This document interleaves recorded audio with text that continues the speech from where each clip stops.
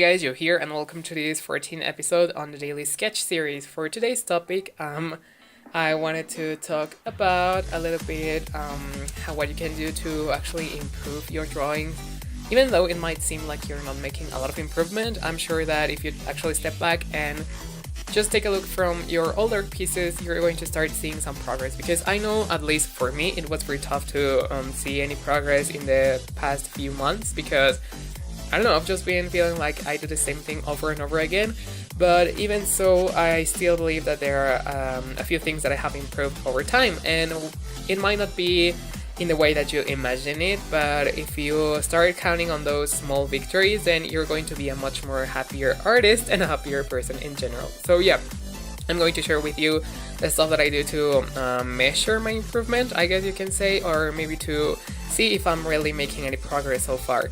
So one of the things that I like doing the most is to not compare my drawings to older drawings. I mean, I do compare them, but only if they're at least a year old or 6 months old, because it's very unlikely that in a span of 1 month you're going to see much difference. Even though there is difference right there, you might not see it right away because the work is actually not that different from one another. So I would advise you to just hold on to comparing it with other older pieces of work, and to try and do a different approach to them. And maybe you can compare how you draw the eyes right now compared to what you did 5 years ago, and you're going to be feeling much better about yourself. But if you try to compare them like how you do them 1 week ago, it's going to be the same, because you know, progress is something that takes time, and in 1 week you're not going to see a lot of improvement. But yeah, now onto the things that you can do maybe to see some improvement is to just think about your process and how quickly or how fast you've become drawing certain stuff. Let's say you've been practicing drawing animals for a month now, and then that's a good time span, a month, to actually measure whether you have been getting quicker at drawing animals. And usually if you get quicker, it's without you noticing, like without you actually trying to draw faster, then it's probably because you're getting very used to the subjects that you're drawing, and that means that you're improving.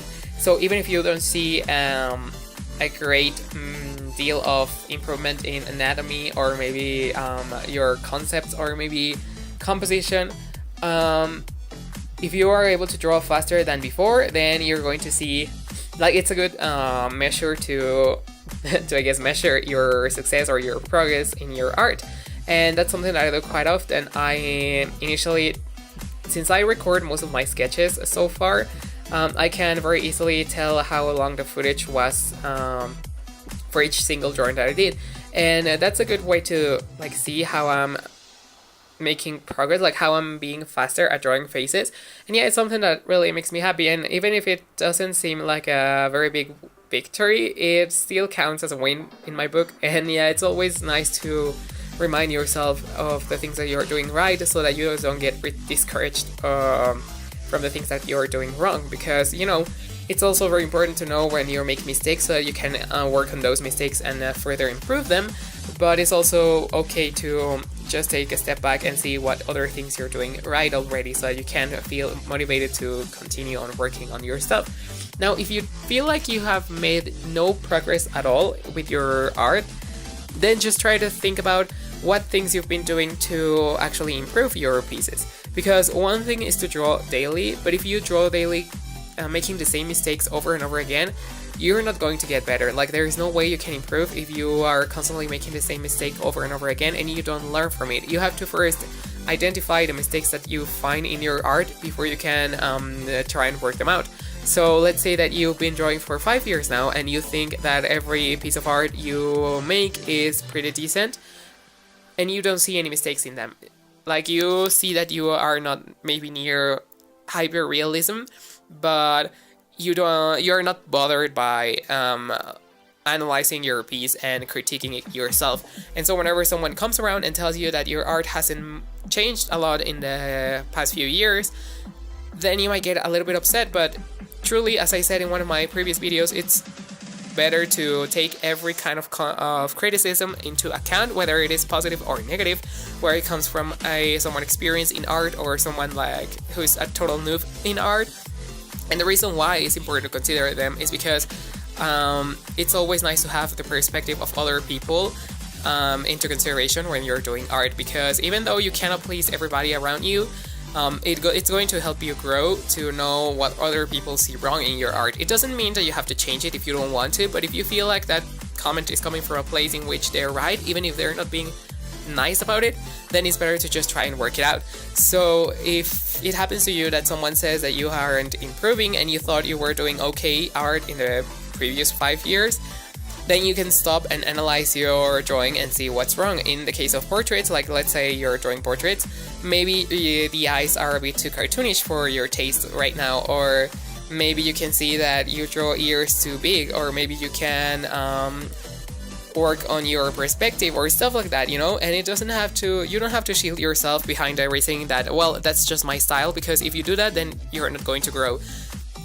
One thing that is very easy to pinpoint when someone is drawing is whether they made a stylistic choice or whether it is a mistake. And it's very easy because sometimes when people make mistakes, they don't realize that those are mistakes, and stylizations feel like or can appear as mistakes made on purpose. You know what I'm saying? Like, let's say you know that the eyes are supposed to be apart from each other, like one eye distance from each other.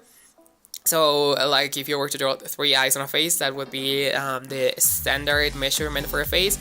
But let's say you see someone drawing them too close, and it doesn't make sense because the rest of the face is very well structured, and the rest of the face follows certain proportions that should also apply to the eyes. And that way you can see that it wasn't a stylistic choice, it was rather a mistake.